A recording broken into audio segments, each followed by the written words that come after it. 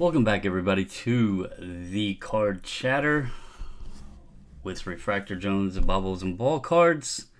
Hope you're all doing well out there. This will be episode number 33. This will be the Friday episode. Hope everybody is okay with it. Right from the get-go, I'm going to have to do this one alone. Solo episode, solo pod. But I wanted to make sure that we stayed true to our, weekly schedule on uploads. But unfortunately, I hit Refractor up and he was busy, and I wasn't able to find a replacement this evening. So we're going at it solo. So anyway, as always, I like to start out, give a shout out to Mason and Mason's Mission. I'll pop that up on the screen for you guys.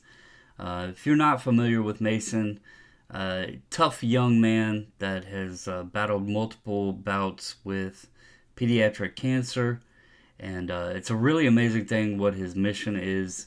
He is trying to raise money for a 100% nonprofit to help other patients, pediatric patients, children that are going through the same thing, the struggles and the battles of pediatric cancer, and the families and the difficulties they go through.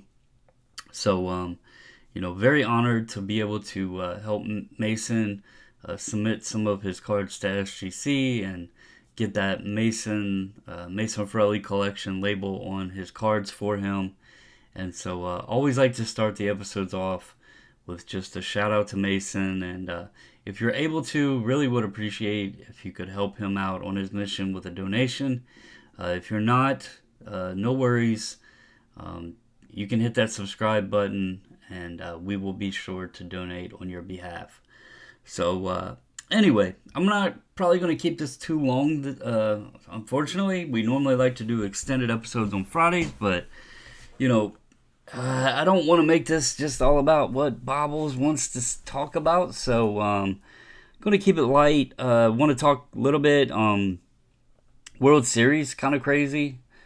You had, Phillies whomping on the Astros pretty good, and then like 24 hours later, the Astros says, okay, hit this, and tossed a no-hitter the other night.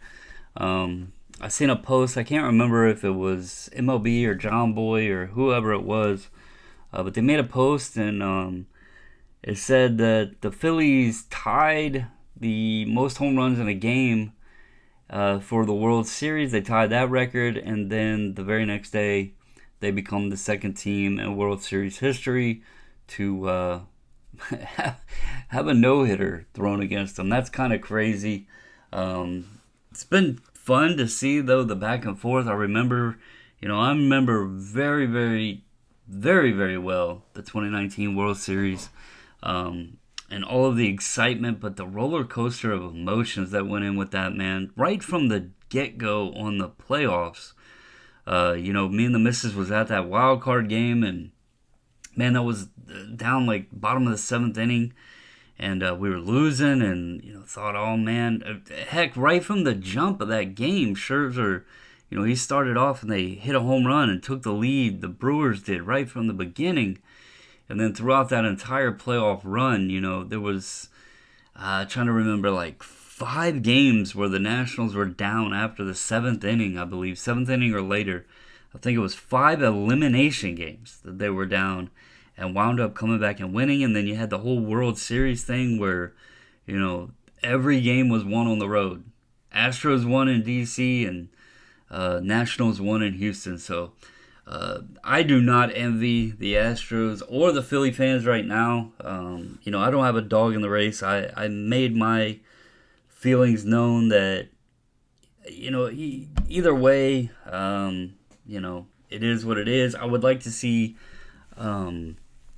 Dusty get that title, but at the end of the day, I don't really have a strong sentiment either way. So, but it's always a fun time, especially when it's a competitive series. So, good luck to both teams out there, and if you are a fan, trust me, hopefully you can contain your heart racing. So, But that's been fun. You got a Thursday night football is going on right now. I'll give you all a little.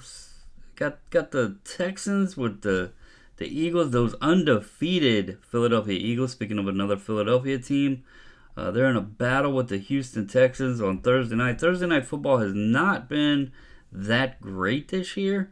But checking in on that game, it's kind of like most Thursday night games have been so far. Not much scoring. It's 7-7 so far. Second quarter as I record this, so not much going on there. Card wise, there was a little post that's gained some attention here. I'm not gonna go into it too hard, but it was sent to me in a private message on Facebook by JJ, and then I went on Twitter and kind of looked at it, and I think it's gotten passed around. Some other folks have talked about it, but man, I don't know what to say. So Nat Turner posted a photo of like 4 Michael Jordan cards, and there was a Gem Mint 10 triumvirate, Stadium Club triumvirate of Michael Jordan that legit has piece of the surface of the card that looks like it's been peeled off and just like bare cardboard showing. And I haven't checked back in to see like if Nat has made any further comments on it, but people picked it up. It's very, very obvious. People picked it up and was kind of like asking questions. How can you even share this? How can you be okay with this being a Gem Mint 10? And overall, it's very bad optics. I mean, you have basically the man of the company sharing what appeared to be cards of his in Gem Mint slabs that were clearly not Gem Mint cards. I mean, this isn't even a debate of was it within centering tolerance. This is legit pieces of the card missing. And so interesting to see what the outcome of that will be, or an explanation of sorts, or anything like that. That does not look good. I mean, we can debate all we want on the grading consistency and PSA standards and like what is a 10, what's a 9, and did they mess up and do they make mistakes or whatever. My intuition tells me this card got damaged while encapsulated. Like I think Nat knows cards enough that he wouldn't have submitted something like that. That's what my gut's telling me. That this card was in good shape when he submitted. I don't know if it was in Gem Mint 10 shape, but it just feels like this card that something had to have happened in the process. And maybe it was a case of whoever damaged it didn't want to fess up. They didn't want to like potentially lose their job. And so they were like, hey, you'll never know. The label says 10, right? I don't know. I'm just speculating here and just having fun with this, but I just don't think he would have submitted a card like that. I don't know. Maybe I'm wrong. Maybe he just wanted it slabbed and he knew that the piece was missing, and he was expecting a low grade on it or something, and somebody screwed up and put a 10. Who knows? There's lots of things that we could speculate here, but there's one thing that is 100% obvious. The card should not be a 10, and it looks very bad on the situation. So, if you haven't seen that yet, you can go on Twitter. Last I checked, it was on there. Before I tell y'all to go check it out, let me make sure it's still there and that he didn't delete it. But let's see, Nat. Let's see here. Nat Turner. So it's at Nats Turner with an S, Nat S Turner. They are still there. He has not deleted it. Let's see if he's replied at all. I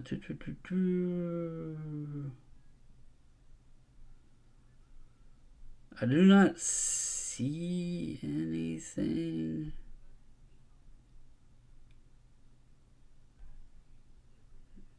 I mean, so far I don't see any replies. Yeah, so I don't know. This will be an interesting one to see how it plays out. Again, there could be a likely explanation for it.